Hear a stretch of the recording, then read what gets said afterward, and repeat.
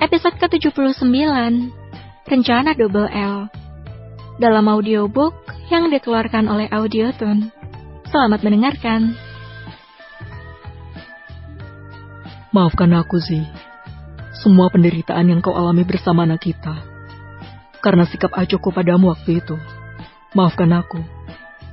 Raiden terus saja mengatakan permintaan maafnya yang tulus pada Zia. Dia tidak akan pernah berhenti menyalahkan dirinya sendiri terhadap sikap acuhnya pada Zia dulu. Memang, sepenuhnya bukan kesalahan Zia maupun Raiden. Semuanya murni karena kesalahan mereka berdua. Aku yakin, kamu pasti tidak akan pernah tahu, apalagi merasakan berada di posisi itu. Zia masih terus mengutarakan isi hatinya, tetapi tangisannya sudah sedikit mereda dan hatinya pun sudah mulai kembali tenang.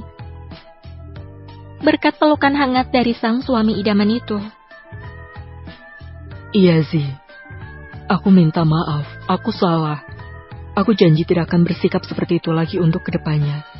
Jangan nangis lagi ya. Ujar Raiden yang kembali berusaha membujuk Zia untuk berhenti menangis, layaknya sedang membujuk pada anak kecil saja.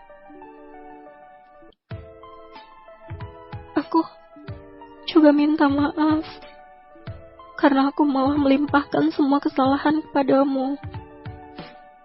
Sahut Zia sesenggukan.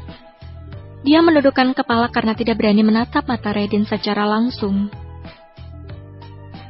Hatinya memang merasa lega setelah mengutarakan semua beban yang ada di hatinya langsung pada Raiden. Tapi setelah itu, Zia malah merasa malu sendiri. Karena tanpa sebab Zia menyalahkan sikap Raiden begitu saja. Tidak apa-apa, Zi. Aku tahu kau mengatakan itu demi kebaikanku sendiri dan juga anak kita. Terima kasih. Karena sudah mengajarkanku untuk berubah menjadi orang yang lebih baik, Zi. Ujar Raiden masih dengan posisi yang sedang memeluk Zia. Sesekali dia mengecup puncak kepala istrinya dengan penuh cinta. Maafkan aku. Hanya permintaan maaf yang keluar dari mulut Zia. Dia sekarang tanpa ragu ataupun rasa canggung, ingin semakin dekat dengan sosok Raiden. Iya, istriku sayang. Jangan menangis lagi. Jangan cengeng. Masa istri Raiden Kano Safir cengeng sih? Ujar Raiden yang tidak tahan untuk menggoda istrinya itu. Ray! Zia sedikit kesal atas perkataan Raiden itu, tapi dia tahu bahwa itu hanya untuk menghiburnya saja. Iya, ini sudah malam. Ayo, kita pergi tidur saja. Ujar Raiden pada Zia. Raiden pun memposisikan tubuhnya dengan nyaman untuk tidur. Zia pun mengikutinya dengan patuh. Raiden menjadikan lengan tangannya sebagai bantalan untuk Zia. Dia memeluk tubuh Zia dengan erat. Sebelum Raiden menutup matanya, dia mengecup kening Zia dengan lembut dan berkata, Selamat malam istriku. Semoga mimpi indah. Selamat malam suamiku.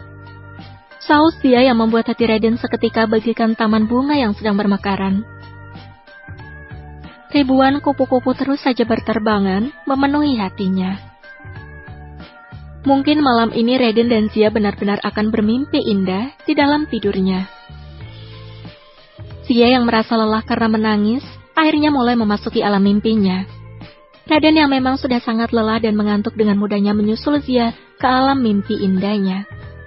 Berbeda dengan anak kembar mereka, yang ternyata sedang bekerja sama di dalam kamar Luka untuk mencari tahu apa yang sedang diselidiki oleh papanya. Demi melakukan penyelidikan mereka, Luka dan Lucia harus berpura-pura sudah tertidur pada mamanya. Setelah mamanya kembali ke kamarnya sendiri, Luka dan Lucia langsung beraksi.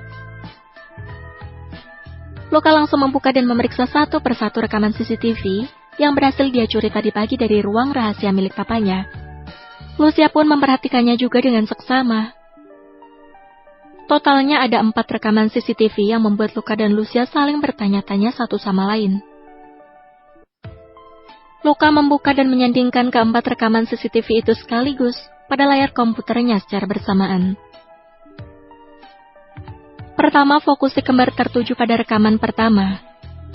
Rekaman yang terdapat di perempatan jalan, di mana seseorang memblokir jalan yang mengarah ke toko bunga tempat penyerangan terjadi. Kak, coba perbesar tangannya paman itu. Pinta Lucia saat melihat rekaman CCTV yang ada di perempatan jalan. Ini. Luka pun menuruti apa yang diminta adiknya itu. Iya, coba kalau Luka perbesar di bagian pergelangan tangannya. Luka pun melakukan apa yang diperintahkan adiknya. Lucia semakin memfokuskan penglihatannya pada pergelangan tangan pria itu. Apa kau menemukan sesuatu, Lucy?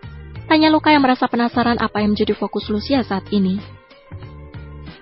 Kau lihatlah, gambar macan hitam di pergelangan tangan paman itu. Lucia mengambil alih kursor dari tangan kakaknya. Dia mengarahkan kursornya pada gambar itu, agar Luka juga bisa melihatnya dengan jelas. Lucy melihat gambar ini ada di data yang berada di ruang rahasia milik Papa. Iya, Lucy melihatnya di sana.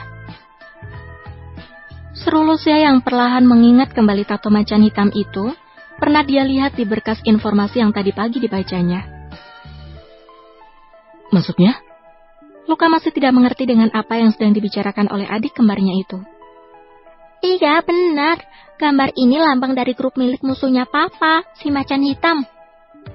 Seru Lucia setelah merasa yakin dan pasti dengan apa yang dilihatnya itu. Jadi, pelaku yang menyerang Mama adalah musuhnya Papa. Lucia segera menganggukkan kepalanya, menandakan bahwa perkataan kakaknya benar. Akhirnya Luka bisa mengerti apa yang dimaksud oleh adiknya itu. Namun dia masih ragu saat melihat rekaman CCTV yang lainnya. Tapi lihat yang ini deh, Lucy. Luka menunjuk pada salah satu rekaman CCTV yang berada di dalam restoran, di mana sosok Grace terlihat jelas, sedang mengawasi Zia melalui jendela. Bukankah wanita itu yang dulu bertunangan dengan Papa? Ujar Lucia sedikit ragu. Dia sepertinya pernah melihat di internet mengenai informasi tentang Grace saat dia mencari tahu tentang foto masa kecil papanya. Lihat yang ini juga, Lucy. Belum selesai memerhatikan dan menerka apa yang dilakukan oleh Grace pada rekaman itu, Luka sudah teralihkan oleh rekaman yang ketiga. Fokus Lucia pun ikut teralihkan ke rekaman yang satunya lagi, di mana rekaman itu menunjukkan mama mereka sedang ditusuk seseorang yang mengenakan jaket berhoodie untuk menutupi wajahnya. Terlihat jelas pada rekaman itu bahwa mama mereka sepertinya mengetahui siapa pelakunya. Siapa sih sebenarnya orang itu? Berani sekali melukai mama. Kalau Lucy sampai tahu siapa orang yang berani melukai mama, akan Lucy hajar sampai tidak berbentuk lagi. Geram Lucia yang sangat marah saat melihat rekaman itu. Lucia langsung bertekad, kalau sampai dia bertemu dengan pelakunya, maka bersiaplah orang itu untuk berhadapan dengan malaikat mautnya, yaitu Lucia sendiri. Sepertinya Mama sudah tahu siapa pelakunya. Lihatlah ekspresi wajah Mama. Ujar Luka yang semakin memperbesar dan memperjelas rekaman CCTV itu. Iya, Kak. Mama sepertinya tahu siapa pelakunya. Sahut Lucia yang sependapat dengan kakaknya. Namun, Luka masih diam. Tapi di dalam hatinya, dia sedang memikirkan kemungkinan beberapa orang yang bisa menjadi pelakunya. Apa Lucy tanya langsung saja ke Mama siapa pelakunya ya? Biar Lucy bisa pergi menghajarnya sekarang juga. Seru Lucia dengan semangat membara. Kau yakin? Bukannya menjawab, Mama pasti malah akan memarahi kita berdua. Sahut Luka yang membuat semangat adik kembarnya langsung meredup. Terus bagaimana dong, Kak? Lucy kan tidak bisa tinggal diam saja melihat Mama dilukai oleh orang lain seperti ini. Ujar Lucia yang tetap tidak bisa membiarkan orang-orang yang telah menyakiti mamanya begitu saja.